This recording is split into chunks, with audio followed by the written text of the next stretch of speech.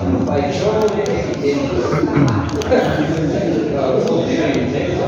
para você ter uma ideia, vamos começar, pessoal. Só para você ter uma ideia, isso aqui está no slide, depois você pega, aqui não dá para ver, né? Mas só para ter uma ideia, aqui eu fiz uma lista de 14 livros apocalípticos. A maior parte deles são apócrifos, mas tem aqui o Daniel, que é bíblico, né? E o resto é tudo apócrifo.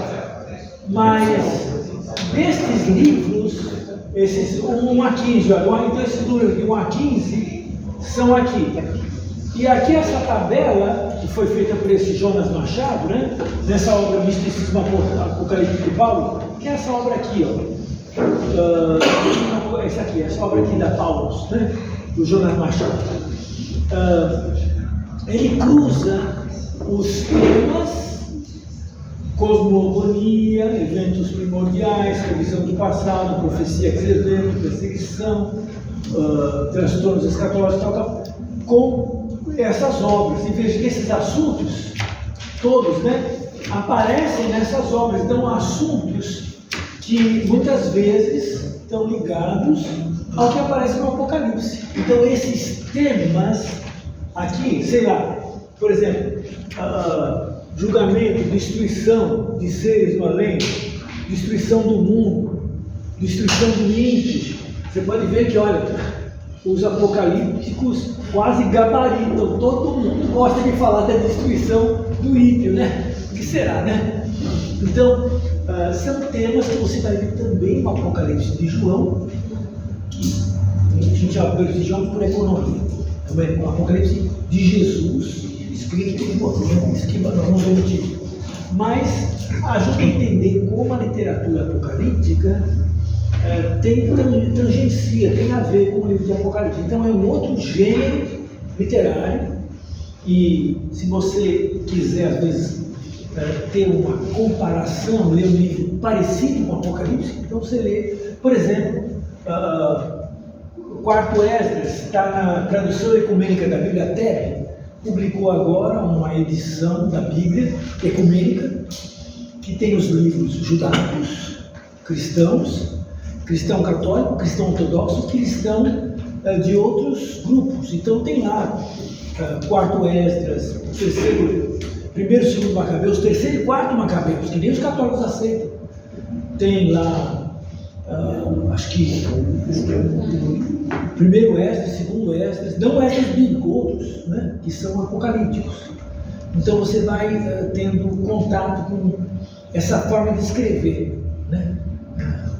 E aí você vai, é simbólico, né? Que nem no livro de Enoque, que ele diz lá que numa geração surgiu um touro branco, e esse touro branco ficou com chifres fortes e foi lutar contra a águia. É uma descrição do Messias lutando com o Império Romano. Não tem nome de ninguém lá. Você lê, quando foi escrito isso? Que época é isso? Quem é o autor? O judeu. Como é que está? Então, esse é o objetivo, né? Ou o livro de Esther, né? Esther, Judite. Uma menina, uma moça, né? Uma Miss Mundo, vai lá e corta o pescoço do general persa, né? Mas qual é o que é essa história? Os judeus leem até hoje como uma novela, um romance, mas é heroísmo. Se uma menina está brigando com os bandidos, então e os homens vão fazer o quê? Nós vamos ficar aqui, né, deixando os inimigos? Não, nós vamos lutar, né? Então a obra é extremamente nacionalista, o livro de Judite. Não é um apócrifo, está lá nas Bíblias católicas, mas o livro, embora pareça um romance, é na verdade um convite à revolução, um convite a ter a coragem, né, para lutar com os inimigos. E é uma coisa assim, então, que você tem na literatura apocalíptica. Estava lendo essa tabela, achei interessante assim, que você ressaltou o julgamento e destruição dos índios, né? Aparecem assim, gabaritam, né? E também outras formas de vida após a morte e os outros também, né? Essa transformação cósmica e tal. legal. Aí eu fiquei pensando no Apocalipse, não sei se eu estou errada, né? Mas a gente vai estudar e eu vou prestar mais atenção. Mas a ideia de destruição do ímpio aparece, mas aparece assim, vai acontecer, ponto. Mas não explora, né? Não explora muito esse lado. Parece que o Apocalipse está mais preocupado em mostrar, legitimar o sofrimento da situação toda que os cristãos estão vivendo, né? E dar um vislumbre do quanto que Deus está acima de tudo, né? Então, está no controle, que tudo vai para o lugar depois. Então, é um consolo, é um conforto mesmo, né? E não necessariamente uma leitura que explora o sofrimento do ímpio, vamos dizer, né? Vamos, né? É quase como a paixão de Cristo, assim. Tem o lado do sofrimento de Cristo, mas isso não é muito explorado, né? Enfim, eu só estava pensando que, né, na literatura apocalíptica, se eles exploram bastante essa questão de julgamento do ímpio, e o Apocalipse da Bíblia não explora tanto isso, né?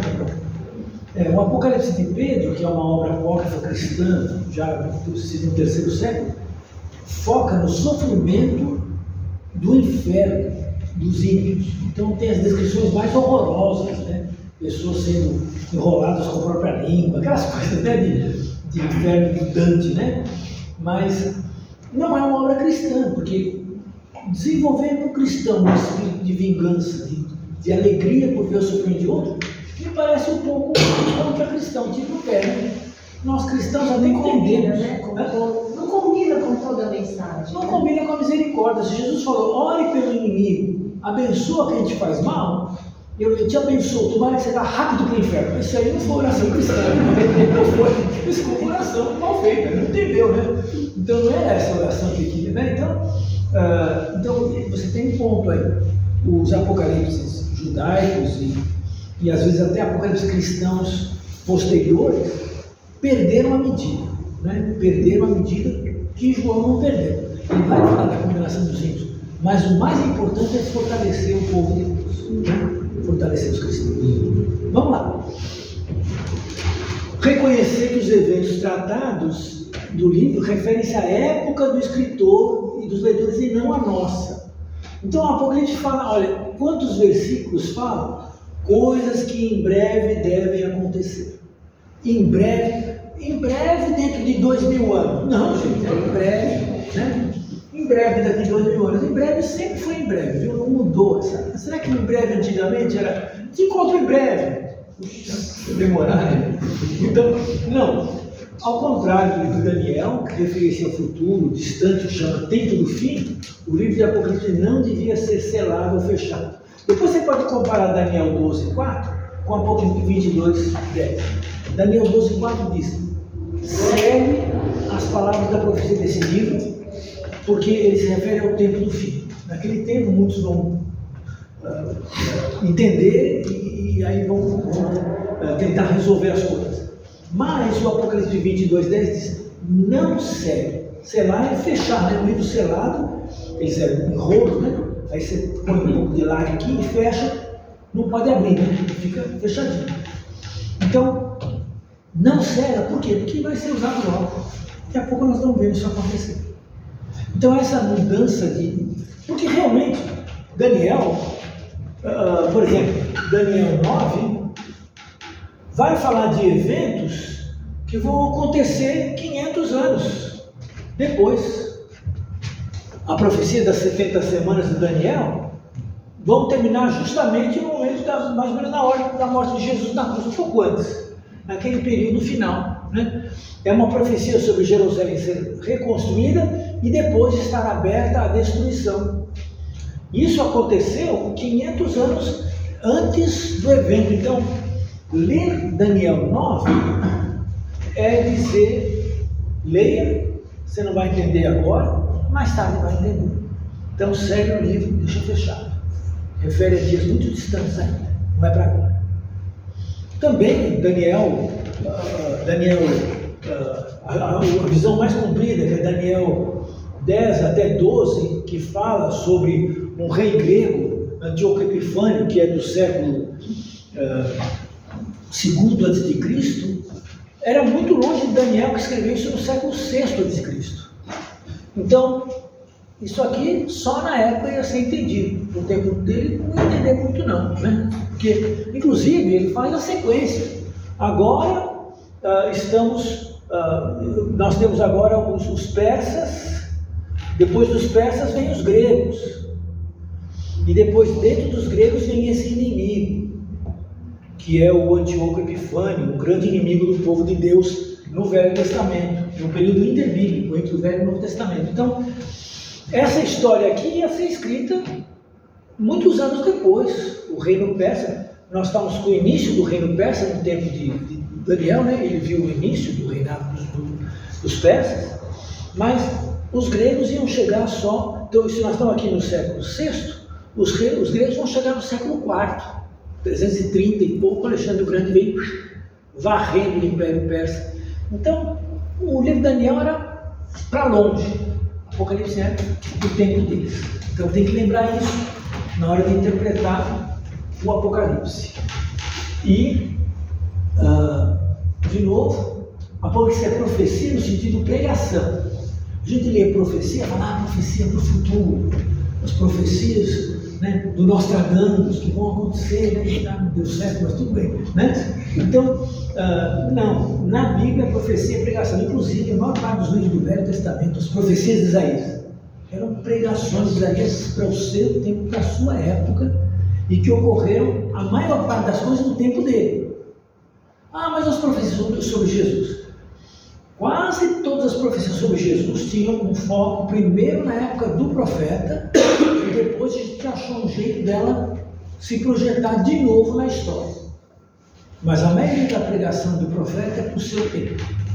E Apocalipse também é para o seu tempo. Tanto que em Apocalipse, a comunidade cristã é chamada uma comunidade profética. Por quê? Todos têm dom de profecia? Não, todos eles pregam. Todos eles testemunham Jesus. Estão falando, né?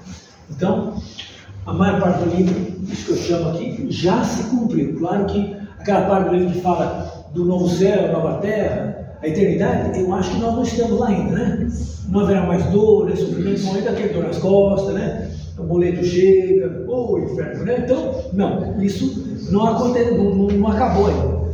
Mas, em termos da maior parte do livro, sim, já está, e a gente vai ver isso, estou afirmando, a gente vai ver. Pois não. Então, desse assunto aí aquelas coisas que eu estou dizendo, né? Voltando a ideia lá no reino, e da visão que vai ver o livro, não sei se vai tratar mais à frente, dessa visão que tem da Apocalipse, o amilenista, pré-milenista e pós-milenista, vai tratar mais à frente, vai. Olha, pelo tempo que nós temos hoje, eu não vou tratar hoje não, mas eu vou tratar em algum momento adiante. São visões, né, leituras. Vamos ver se eu chego aqui em algum ponto desse. Eu não vou chegar ainda tão cedo não, mas talvez uns 3, 4 slides, vamos ver.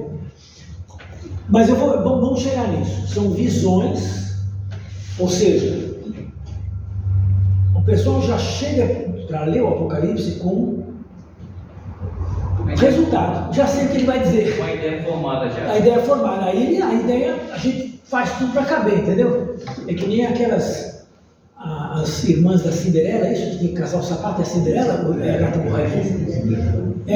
As irmãs fizeram o sapato caber de qualquer jeito. Serrava o pé, né? Cortava o calcanhar, é isso? Enfiava o sapato lá. Mas não cabe. Então essa coisa de pegar um sistema preparado e trazer, fica complicado. Mas vamos falar sobre eles daqui a pouco.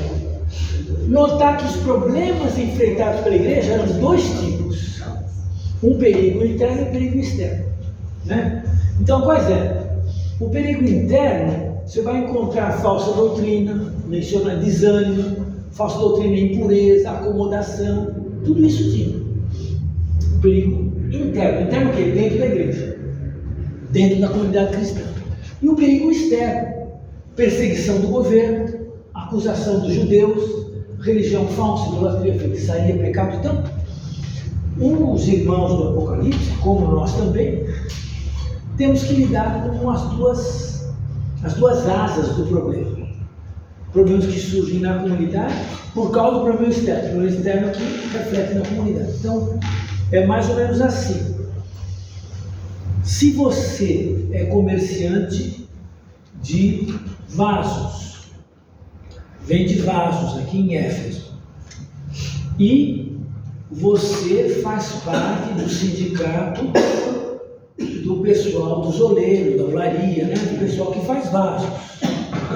E esse sindicato consegue os melhores negócios com as outras cidades e com o império, que os vasos daqui de Éfeso não vão para Roma, né? O grande mercado consumidor é Roma, né? Se Roma mandar uma taxação de 50%, nós estamos perdidos, viu? É Roma que manda aqui em Éfeso. Então a gente faz negócio com eles. E o nosso sindicato, pensa que não tem sindicato? Tem sindicato no mundo antigo.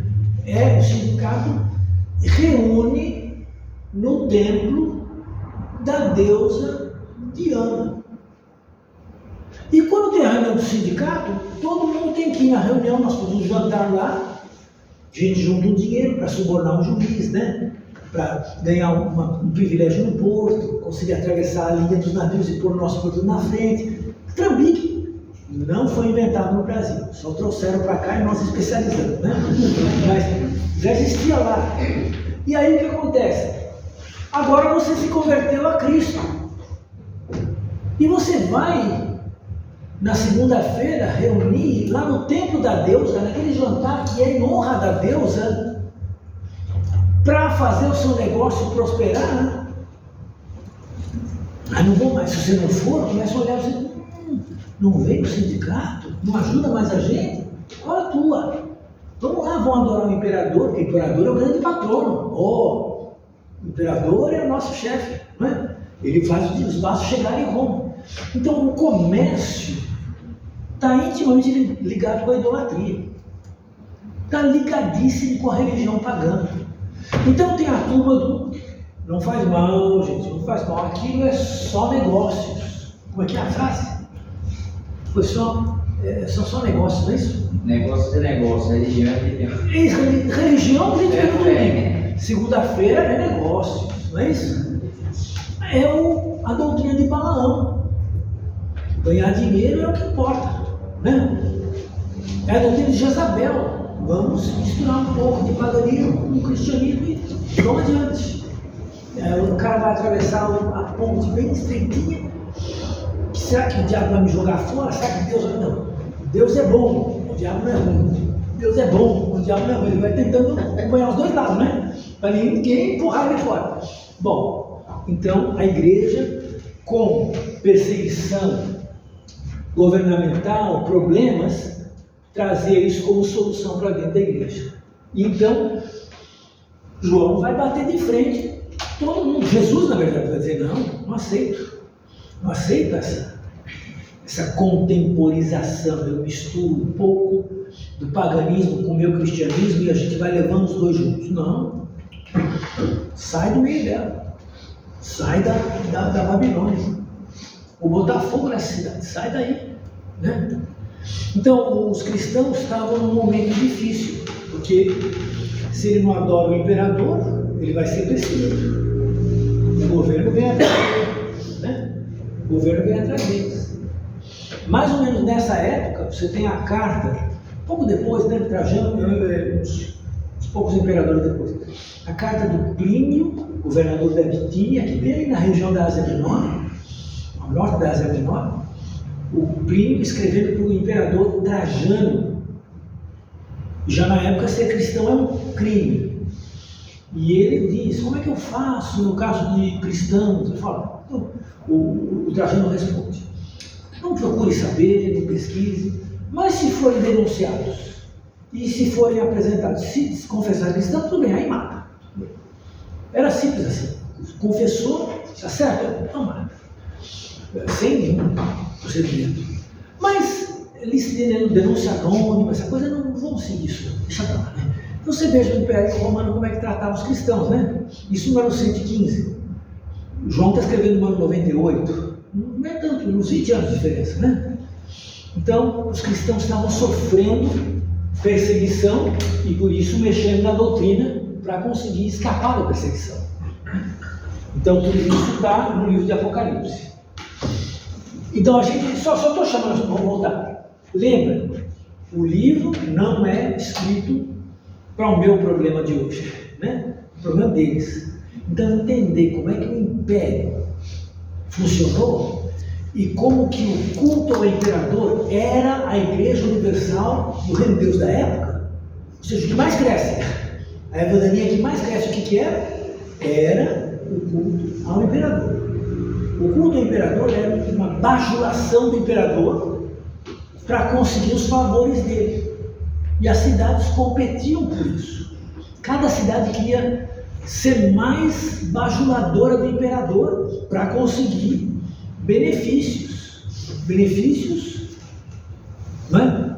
E aí, se alguém na cidade não fosse compatível com esse processo de bajulação, era olhado com desconfiança.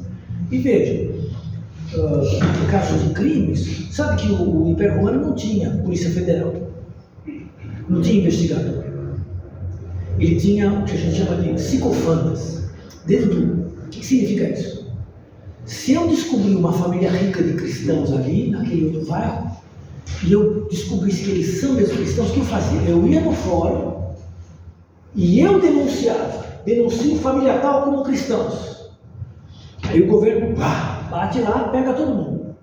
Pergunta, são cristãos? Somos cristãos. Eles são todos mortos. Eu ganho, tipo assim, 1/7 do capital, da herança, dos valores, e o resto vai para o governo, claro. Pacota tudo. Uma profissão comuníssima. Por isso que pobre não vale a pena. Perseguir você não vale a pena, você não dá nada, né? Porque esses devedores psicofantas eram um jeito do governo saber quem era, tinha alguma coisa suspeita, ele acusa porque ele ganha o lucro agora. Como é que esses caras se davam? Quando ele acusava alguém que tinha um senador protegendo. Aí se eu acusei aquela família, e eles são cristãos, mas o senador falando de tal, dizendo, não, pega leve, toma uma grana aí, né? O processo acabou, e como é que eu fico? Provavelmente vocês vão me encontrar morto em alguma viela daqui a uma semana, né? Porque o senador, falando de tal, não deixa ninguém que mexe com os dele vivo. Para vocês entenderem o Império Romano, vejam o poderoso chefão, a máfia. O sistema da máfia é exatamente o sistema do funcionamento do Império Romano. Um Dom Corleone, você diz Dom Corleone, né? E aquela troca de amizades, cria um sistema de patronato clientelismo, e nessa rede de conceder honra e receber favores, o Império funciona. Então, se você tem alguém que te protege, bem poderoso, você é protegido. Se você não tem, e é rico, e é alvo da cobiça de alguém, e é um cristão, está perdido. Vai ser denunciado. Se você disser, não sou cristão, na hora você se livra, aí o psicofanta ficou mal. Ele agora é alvo de, né? É um jogo arriscado, o seu dedo duro, né? Mas é assim que os cristãos ricos podiam facilmente morrer. Facilmente.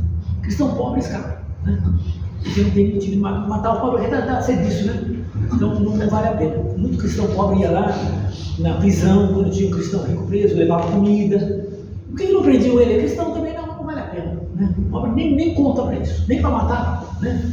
Mas, enfim, então o mundo do Império Romano, dos cristãos é isso.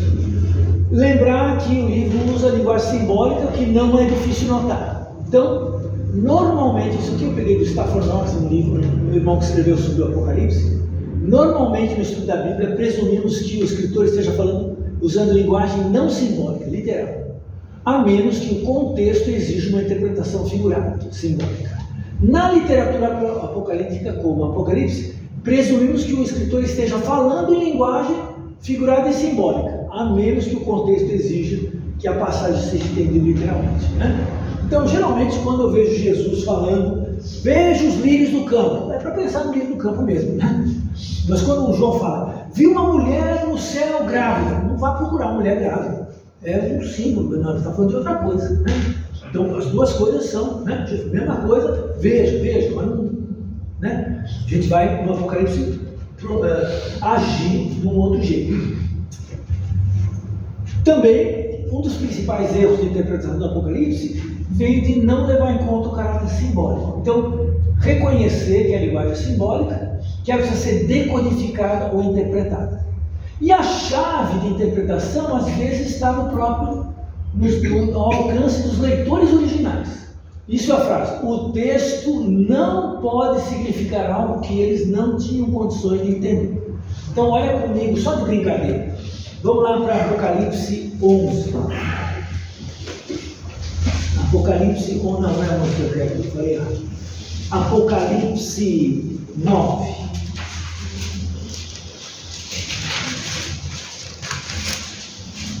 Deixa eu ver.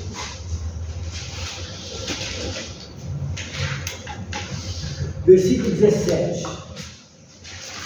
9 e 17. Assim, nesta visão, pude ver que os cavalos e seus cavaleiros tinham couraças cor de fogo de jacinto de enxofre.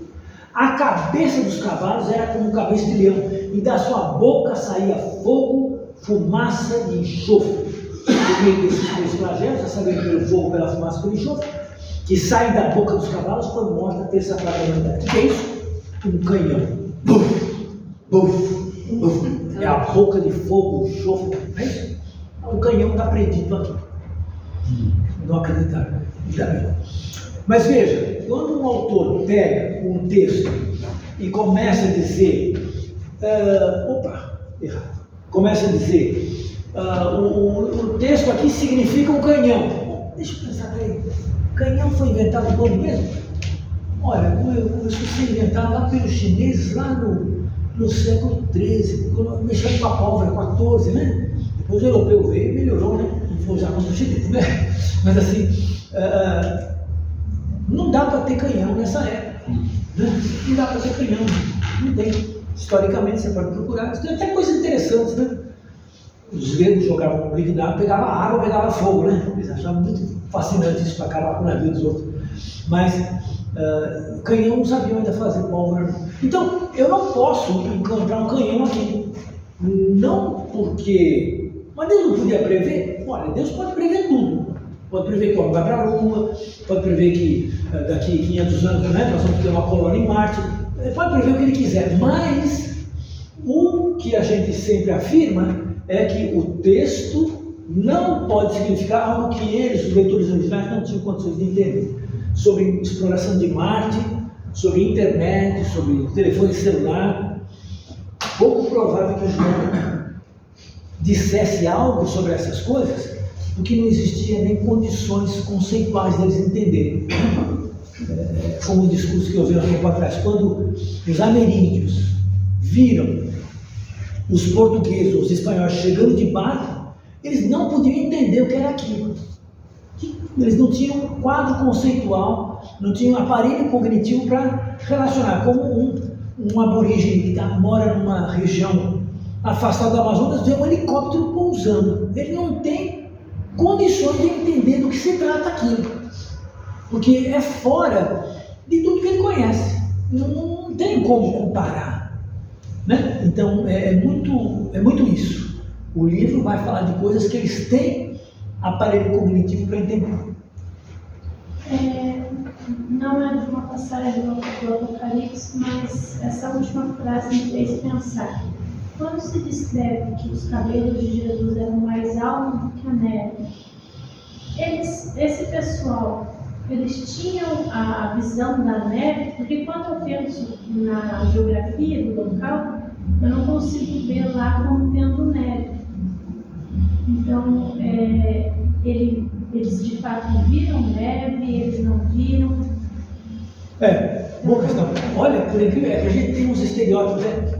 Em Jerusalém, neva e fica branco o terreno. Vocês podem ver na internet, agora tem drone, né? Tem umas. Põe lá na internet. Jerusalém cheia de neve. E os drones andando. É maravilhoso, porque tem aqueles monumentos, tudo branco como neve. Então, agora, mesmo que não seja, acontece de vez em quando, então, até em Jerusalém, que é 860 metros acima do nível do mar, né, de nevar. Mas, por exemplo, quando a gente está na Palestina, a gente olha para o norte e o Hermon é sempre branco. É o céu limpo, né? O Monte Hermon, que é onde a água degela e gera o Jordão, né? E no verão o Jordão fica grosso porque está derretendo mais, né? E no inverno ele fica um pouco mais linguado.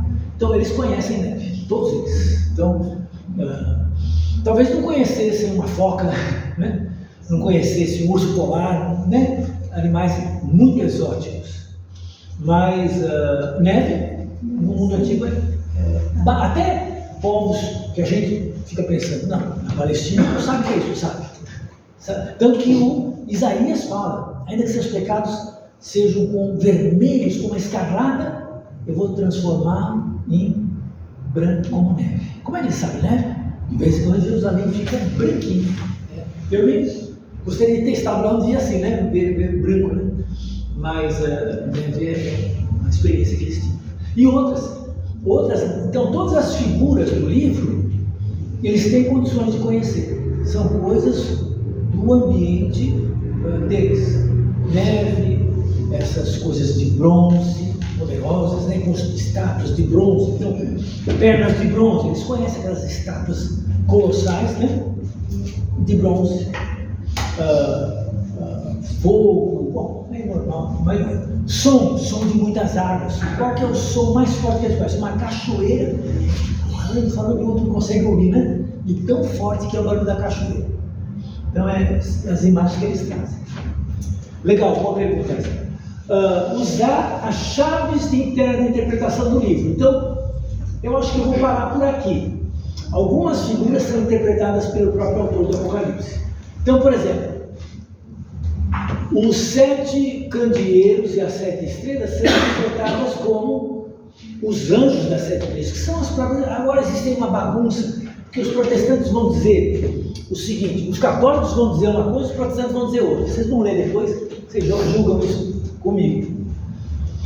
No Apocalipse, você tem 7 igrejas que recebem cartas, são simbólicas, né? Elas existiram, mas tinha mais que 7 igrejas lá, né? Por exemplo, Paulo tem a igreja de Éfeso, Esmirna, Pérgamo, Tiatira, Sardes, Filadélfia e Laodiceia. Mas tinha igreja em Colossos, até tem uma carta no Testamento para Colossos, é perto de Laodiceia. Tem uma igreja em Magnésia, a gente tem uma carta para ela no 2º século. Tem igreja em Troade, tem igreja em Mileto. Olha, já tem 4 igrejas a mais só assim, né? Então, as 7 eram simbolicamente representativas do todo. 7 é um número perfeito. Agora, os anjos, as igrejas são candeeiros. Candeeiros, 2 vezes, né? Candeeiros. Mas também elas são estrelas. E elas também são anjos. Ao anjo da igreja escreve. Então, o pessoal diz, não, o anjo é o bispo da igreja. O católico vai dizer que é o bispo, né? Não o Macedo, é o bispo da igreja católica. O outro vai dizer que é o pastor-chefe da igreja, porque é batista, né? É assim, uma religião protestante. Não, bobagem. A igreja antiga não tinha esse negócio de bispo e pastor. Isso foi inventado depois, né? Então, os bispos do Novo Testamento nem eram bispos, né? Eram visitadores, cuidadores. Os pastores da igreja eram um grupo. Mas a carta não é escrita para eles, é escrita para a igreja inteira, está dando bronca na igreja inteira. Porque a igreja é um candeeiro. O que é candeeiro? É um ponto de luz, não é isso? Eles são estrelas. O que a estrela faz?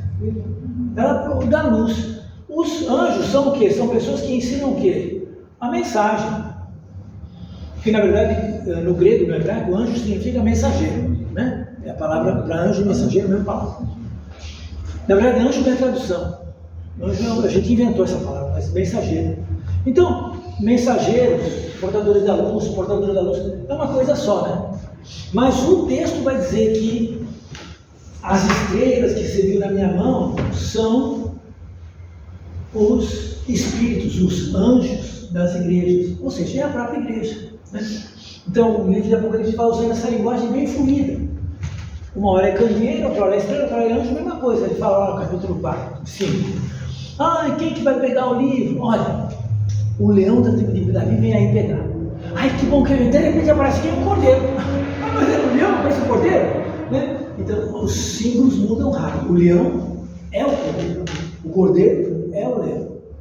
E o símbolo só não é pretendido logicamente, é entendido emocionalmente. Né? Então, os símbolos são interpretados no livro. A grande multidão, aqueles que morreram na perseguição, é descrito lá. As 7 tochas de fogo são o Espírito Santo. Os 7 óleos são o Espírito Santo. O incenso são as orações do santo. O texto diz o que são. O próprio texto diz. Aí eu vou deixar como tarefa vocês olharem isso aqui. Eu vou correr, mas vocês olham com calma depois. Alguns textos, alguns são de fácil identificação. Então, por exemplo, o dragão é o diabo, a primeira besta é o Império Romano, a segunda besta é o falso profeta, alguma religião pagã. Mas eu quero deixar para vocês aqui uma tapeçaria antiga. O dragão, o dragão dando o cetro para a besta, né? E feio, mas essa é medieval.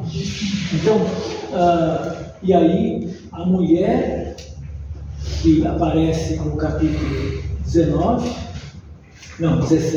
montada na besta, né? E aí vai. Mas o capítulo 17 é um capítulo chave. Então vocês leiam em casa o 17 e vocês vão ver lá a interpretação que ele diz que as 7. Opa, volta aqui. As 7 cabeças são 7 montes, as 7 cabeças são 7 reis, 5 passados, o 8º rei é a besta. E aí, esse capítulo, é o que eu diria, se um soldado romano ler, ele vai entender que se trata do Império Romano, da cidade de Roma, que agora domina sobre os reis da terra. Então, você leia lá e você lembra disso. Roma é a cidade das 7 colinas. Monte Aventino, Capidóglio, Quinerale, Vicinale, Esquilino, Célio e Palatino. Então, em cima desses 7 montes, a cidade foi construída, né? A cidade mais antiga. E aí, dessas 7 cidades aí, depois as vias principais, os próprios palácios são todos lá. Então, as 7 colinas, de fato, ainda são visíveis. Aqui é uma planta antiga da cidade de Roma, né? Dos tempos de Paulo, né? O Coliseu já está sendo construído na época. Aqui não tem o Coliseu, porque ele vai ser construído só pelo Vespasiano, depois do saque de Jerusalém. O Coliseu foi construído com o ouro roubado do templo de Jerusalém, né? E esse quadro aqui, que é de Paulo, não tinha Coliseu, mas as 7 colinas estão lá. Então, essas 7 colinas são justamente as marcas, né, que João vai dizer, essa cidade que eu estou falando mal, ela está lá, né, construída em cima dessas 7 colinas, né? Então isso mostra que, vou parar por aí, isso mostra que o Apocalipse tem um jeito de ser estudado, usando as chaves internas de interpretação. Então, para semana que vem, se você quiser ler aqueles textos que eu referendei, pode, mas dá uma lida no capítulo 17, eu sei que está muito lá na frente, está muito, nem chegamos lá, mas dá uma lida, você analise o texto como se fosse um estrangeiro, um romano, lendo alguém que pode estar falando mal da sua cidade, que vocês são a cidade, você é romano, da cidade, do reino que domina o mundo inteiro, né? O império que manda aqui. Vocês vão ver que dá para identificar muita coisa. Só uma pergunta, quando João teve essa visão e escreveu essas cartas, o império, o templo já tinha sido destruído? Já? A teoria, tem várias teorias de data. A teoria de data que eu vou usar é que é mais ou menos ao redor do ano 96 que João escreveu. Então, tem uma teoria que coloca ele escrevendo a carta, vamos dizer, um pouco antes ou ao redor do ano 70, quando Jerusalém vai ser destruída, né? Tem várias teorias. Eu prefiro essa última aqui, né? Mas há pessoas que optam, porque eles querem que seja no tempo no tempo do Nero. Isso. Há quem acha que o Apocalipse é do tempo do Nero. Então eu vou trabalhar com vocês com a data do imperador Domiciano. Agora, tudo é mais... Se aproxima. É mais aproximado. A gente tem mais peso da tradição aqui, da interpretação, faz mais sentido, porque, historicamente falando, Nero só perseguia os cristãos em Roma, naquele momento que ele queria se livrar da acusação de ter incendiado Roma. Não sabemos se ele fez mesmo ou não, né? Mas ele precisava se livrar da acusação. Então, Tácito, o historiador romano, diz: ele culpou os cristãos. Os cristãos já eram, para o romano Tácito, essa raça detestável, gente ruim mesmo, não tem problema matar gente ruim. Mas o Tácito dizia: não era verdade. Os cristãos não eram culpados, mas ele aproveitou para se livrar. Então a ira popular caiu em cima daquele grupo, ele ficou fora, né? Mas Nero não perseguiu os cristãos na Ásia Menor, nessas 7 cidades. Então, a leitura de quem coloca no ano 70, ou perto, porque Nero vai morrer em 68. Ele vai morrer nessa data. Então, 68 é por aí. Então, a destruição de Jerusalém. Nero morreu antes de Paulo, né?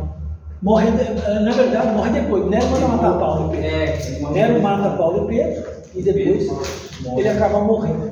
Mas a destruição em 70 vai ocorrer numa época conturbada. Vai ter o ano aqui de 3 imperadores, um atrás do outro. Uma confusão em Roma. Mas no fim, o general que estava vencendo a guerra, que é o Vespasiano, vai virar o César. Aí o filho dele termina a guerra, o Tito, e ele volta para Roma para assumir o império.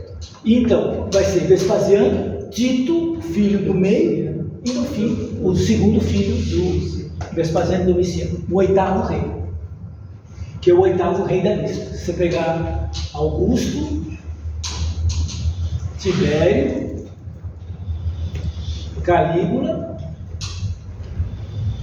Cláudio, Nero, e então aí depois de Nero, você põe Vespasiano, Tito e o 8º, Domiciano. 7, 6, 5, 4, 3, 2, 1. Ainda bem que deu certo, né? Então, o 8º rei é ele. Mas tem os 3 caras aqui no meio. Tem o Otto, o Galba e o Vitério. Mas eles nem chegaram a ser reconhecidos nas províncias, viu? Alguns aqui reinaram meses até, né? Então, não sei se um deles reinou coisa de...